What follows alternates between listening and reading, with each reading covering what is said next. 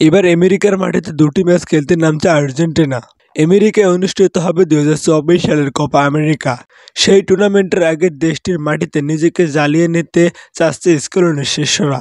আমেরিকার মাটিতে ম্যাচগুলো অনুষ্ঠিত হলেও প্রতিপক্ষ হিসেবে থাকবে একটি ইউরোপিয়ান দল এবং আরেকটি এশিয়ান দল। প্রথমবারের মতো লাতিন আমেরিকার বাইরে অন্য কোনো দেশে অনুষ্ঠিত হবে 2024 সালের কোপা আমেরিকা।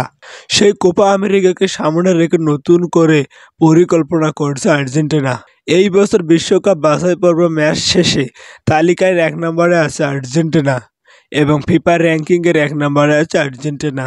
এই মুহূর্তে কোপা আমেরিকা ফেভারিটদের তালিকা করলে সবার উপরে আসবে আর্জেন্টিনা।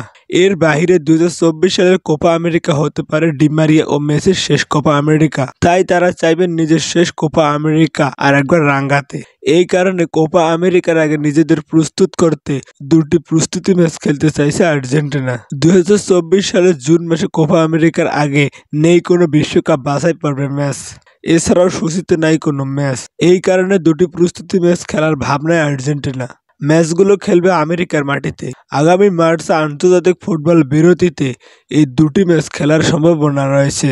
ম্যাচ খেলা চূড়ান্ত হলেও প্রতিপক্ষ এখনো চূড়ান্ত নয়। দুটি প্রস্তুতি ম্যাচে একটি প্রতিপক্ষ ইউরোপিয়ান দেশ এবং আরেকটি প্রতিপক্ষ এশিয়ান দেশ। কোপা আমেরিকার আগে এই দুটি ম্যাচ আত্মবিশ্বাস যোগাবে আর্জেন্টিনার শিবিরে।